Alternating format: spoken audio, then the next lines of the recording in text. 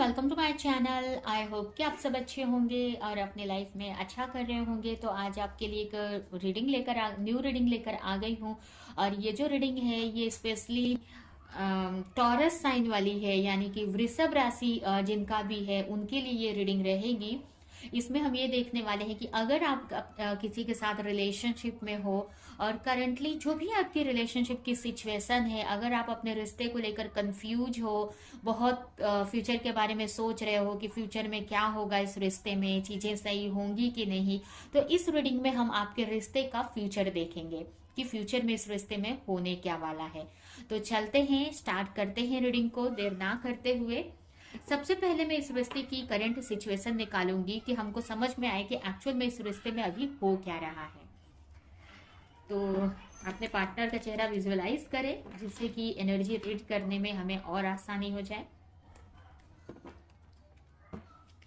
जब तक मैं कार्ड्स नहीं निकालती हूँ, आप मेरे वीडियो को लाइक कर दे, चैनल को सब्सक्राइब नहीं किया तो सब्सक्राइब कर दे।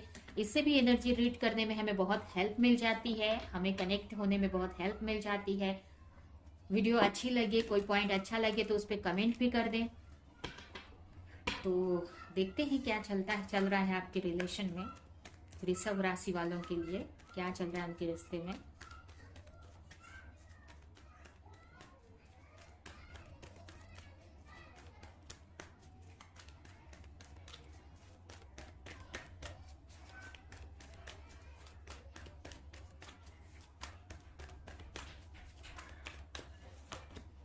ओके, पहला कार्ड यहाँ पर आया है आपके लिए 3 ऑफ पेंटिकल्स। नेक्स्ट कार्ड है the hangman. Okay, 7 of sword. Bottom में है व्हील ऑफ फॉर्च्यून। ओके, मैं रिवर्सल नहीं लेती, मैं डायरेक्ट सिर्फ अपराइट रीडिंग करती हूँ क्योंकि उसमें भी मुझे नेगेटिव कार्ड भी हैं। तो नेगेटिव कार्ड के लिए मतलब सारे इसी से हो जाते हैं, तो मुझे रिवर्सल लेने की ज़रूरत नहीं पड़ती है। रिवर्सल में बहुत कंफ्यूजन भी होती है मुझे, इसलिए अपराइट रीडिंग ही मैं सिर्फ सीधे कार्ड्स ही यूज़ करती हूँ। उल्टे कार्ड, काफ़ी लोग उल्टा कार्ड आ गया तो भी रीड करते हैं, बट मैं नहीं करती हूँ, अपनी चॉइस होती है।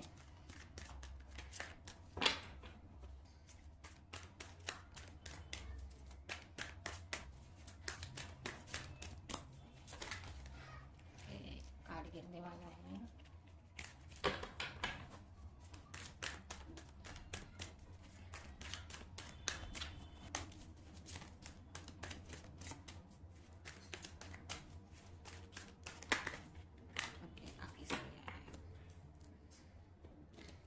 पहला कार्ड यहाँ पर आया है आपके लिए हारमनी। ओके, नेक्स्ट कार्ड है आउटसाइडर। ओके, ये बॉटम में आया है यहाँ पर व्हील ऑफ फॉर्च्यून। यहाँ पर ये कार्ड यहाँ पर रखती हूँ, व्हील ऑफ फॉर्च्यून एंड इसमें आया है अवेयरनेस। तो करंटली मुझे आपके रिश्ते में देखिए, सबसे पहले तो हो सकता है आपके पार्टनर की का राशि हो सकता है Taurus, Virgo, Capricorn, Gemini, Libra, Aquarius, Cancer, Scorpio, Pisces, ये राशियां हो सकती हैं। यहाँ पर मुझे आपके रिश्ते में मुझे ऐसा लग रहा है कि अभी आपकी रिलेशनशिप में कम्युनिकेशन बंद दिख रही है। मुझे कम्युनिकेशन नहीं हो रही है आपके पार्टनर से। आप ये भी हो सकता है कि आपके रिश्ते में थर्ड पार्टी सिचुएशन हो सकती है और आपके पार्टनर आपको छोड़कर चले गए हैं, बट कभी कभी आते रहते हैं और आपको इसकी वजह से समझ में नहीं आता है कि रिश्ते में आगे क्या होने वाला है। आप स्टक हो गए हो इस रिश्ते में, आपको क्लैरिटी चाहिए इस रिश्ते को लेकर, हार्मनी चाहिए इस रिश्ते में। आपको समझ में नहीं आता, आप स्टक हो, आप यहाँ पर आपको समझ में नहीं आ रही कि इस रिश्ते में होना क्या है, क्योंकि आपके जो पार्टनर है कभी आपके पास आते हैं, कभी थर्ड पार्टी में चले जाते हैं। थर्ड पार्टी है यहाँ पर। और हो सकता है आप अपने पार्टनर से किसी फंक्शन वगैरह में मिले होंगे या फिर किसी जॉब प्लेस पे मिले हो। यहाँ पर आपके पार्टनर से कम्युनिकेशन बंद है, स्पेशली मुझे ऐसा लग रहा है।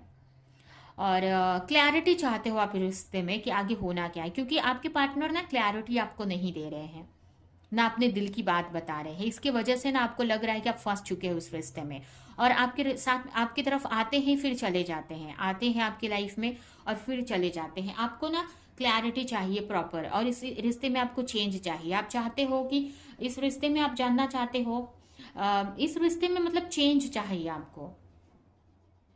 आगे क्या होना है, डेस्टिनी क्या है इस रिश्ते की। बहुत स्ट्रगल करते हुए भी मुझे दिख रहे हो, बहुत आपको फंसा हुआ सा लगता है इस रिलेशनशिप में। आपको ना कंफ्यूज हो आप आगे, एक्चुअली इस रिश्ते में हार्मनी आएगी भी कि नहीं, कभी चीजें आपकी लाइफ में सही भी होगी कि नहीं, इस रिश्ते में खुशियां होंगी कि नहीं। इस टाइप से आप चाहते हो कि इस रिश्ते में खुशियां हो, आपकी फैमिली बने, बट आपको ऐसा लगता है कि आपके पार्टनर पता नहीं फिर से आएंगे कि नहीं या क्या होगा।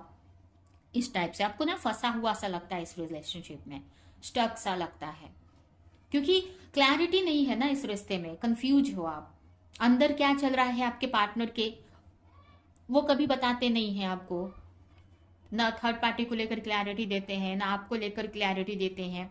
तो इसकी वजह से ना बहुत कंफ्यूज हो इस रिश्ते में। अभी देखते हैं कि आपके पार्टनर क्या सोच रहे हैं, वो आपको लेकर क्या सोचते हैं। एक सेकंड, ये कार्ड को हम साइड में रख लेते हैं।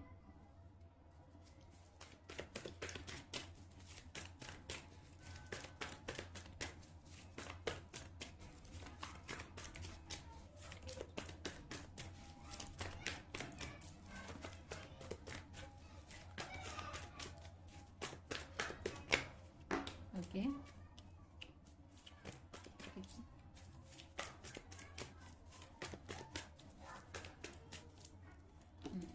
कार्ड्स आ गए। तो पार्टनर के लिए कार्ड आया है मेडिटेशन, ओके, द हिडन, यहाँ पर हम रखेंगे, एंड वन साइडेड लव। यहाँ पर देखिए आपके जो पार्टनर है ना आपको चाहते हैं, ये तो आप कंफ्यूज हैं तो आप कंफ्यूजन निकाल दो आपके माइंड से। आपके पार्टनर आपको बहुत चाहते हैं, एक्चुअल में बहुत ही चाहते हैं आपको, बट ना, और इस रिश्ते को लेकर बहुत सोचते भी हैं, वो भी बहुत ओवर थिंक करते हैं। वो चाहते हैं ना कि इस रिश्ते में बैलेंस आ जाए, ये रिश्ता सही हो जाए, बट ना उनको किसी तरह का डर है।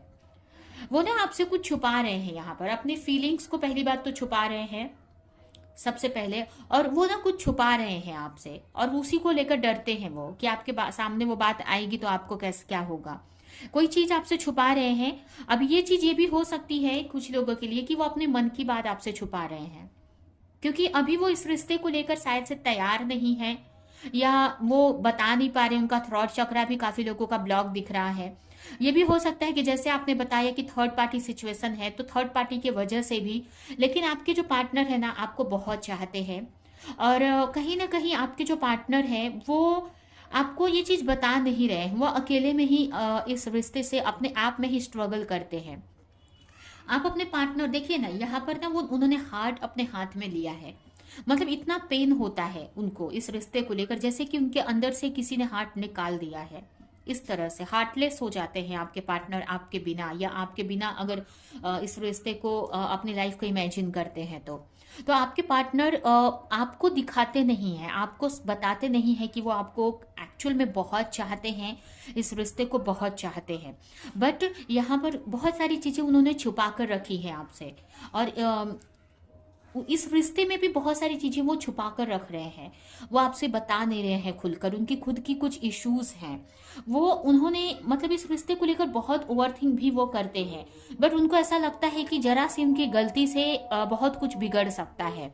हो सकता है कि जो थर्ड पार्टी है उनकी फैमिली भी हो सकती है, या कोई तो सिचुएशन है। अभी एक और कार्ड में निकालूंगी, हाँ राइट, समझ में आया इस रिश्ते के लिए क्या हो रहा है। यहाँ पर द लव बिलीफ का कार्ड आया है, जो कि मुझे ये बता रहा है ना कि उनके माइंड में ना कुछ चीजों को लेकर डर है, कुछ चीजों का डर है, और कुछ चीजें बिलीफ पैटर्न उनके माइंड में है। बिलीफ पैटर्न का मतलब होता है कि जैसे कि उनकी फैमिली में, मान लीजिए एग्जाम्पल कि उनकी फैमिली में अदर कास्ट अगर आप लोग का है, या फिर लव मैरिज को लेकर, या ऐसी कोई बात है जिसको लेकर उनकी फैमिली या फिर उन्होंने अपने मन में कुछ अलग ही एक सोच रखते हैं वो, कि ऐसे नहीं होता है या ऐसे होता है। मान लीजिए कि एग्जाम्पल दे रही हूँ कि उनकी फैमिली में बचपन, उनकी फैमिली में स्टार्टिंग से ही लव मैरिज नहीं करते हैं, लव मैरिज करते ही नहीं है लोग, और उनकी फैमिली में ऐसा है कि लव मैरिज अच्छी बात नहीं होती है करना,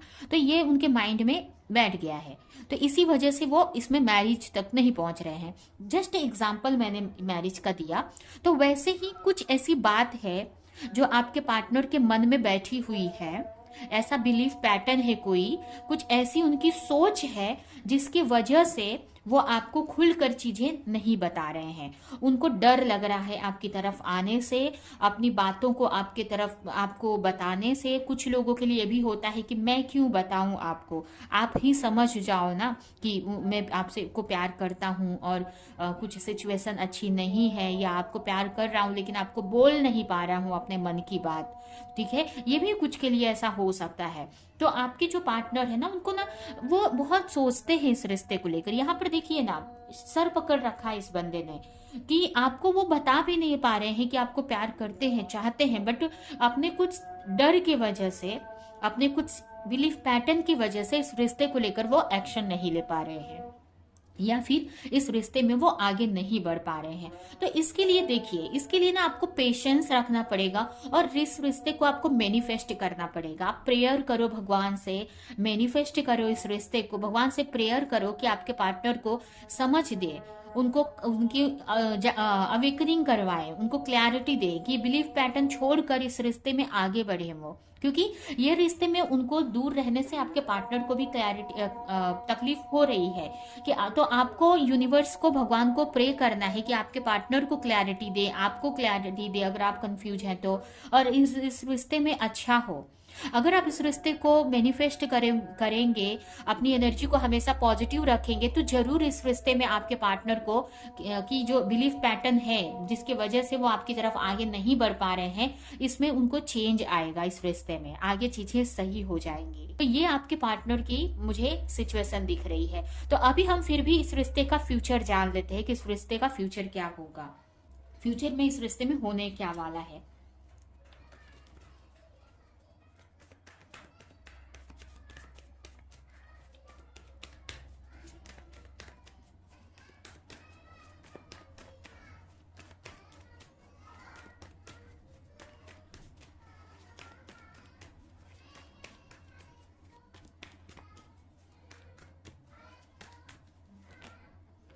five of sword, page of wands and seven of sword,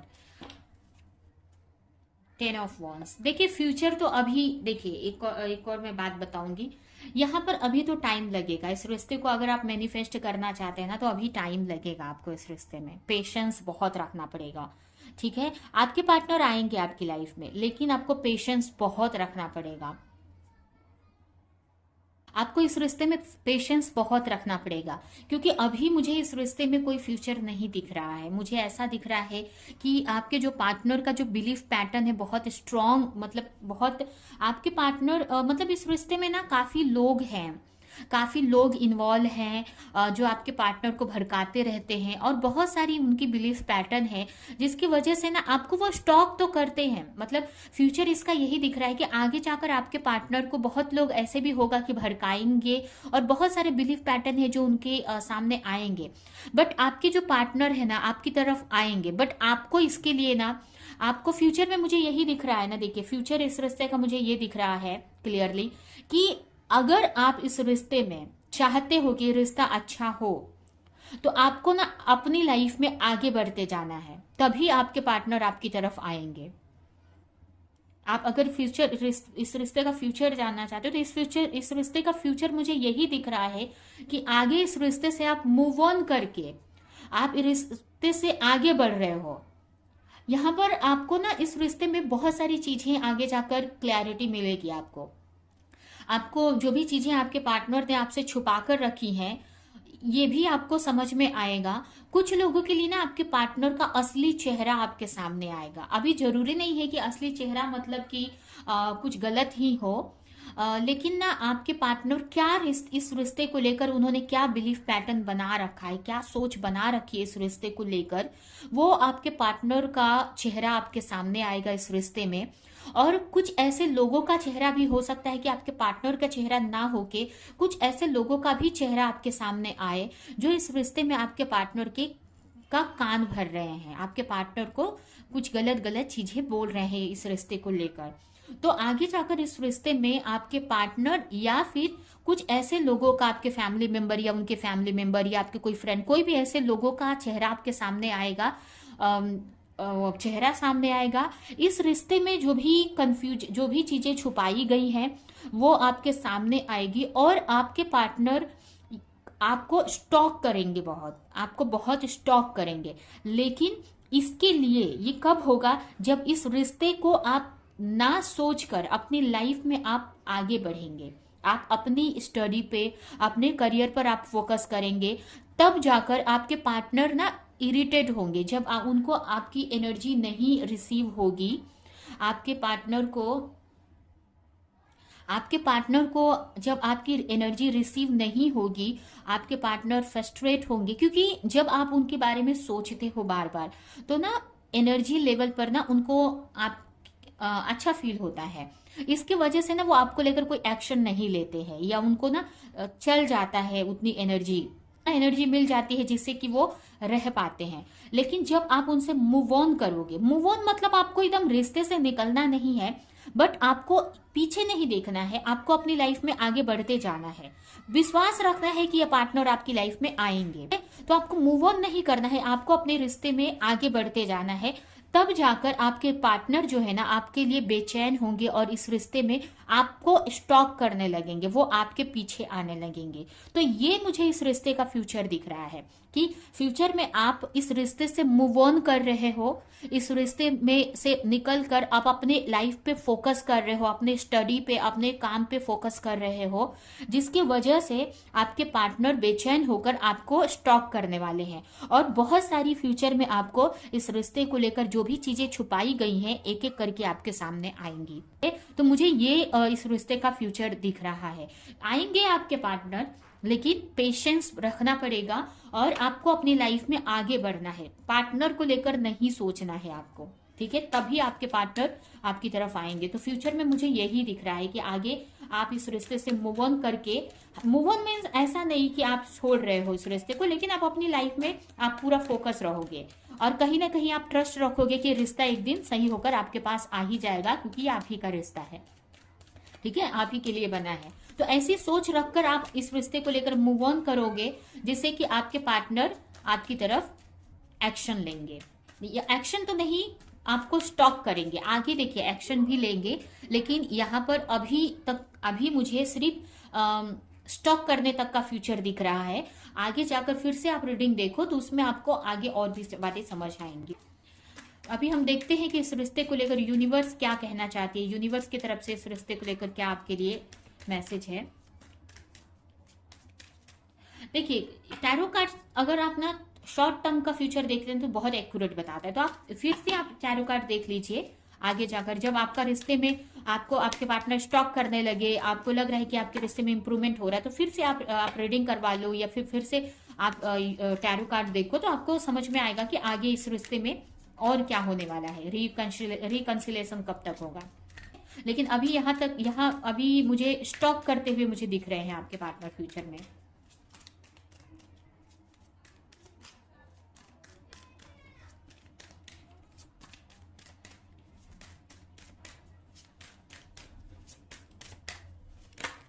okay, 3 card आ गए हैं, नहीं सॉरी एक ही कार्ड आया है, पहले इसको देख लेते हैं।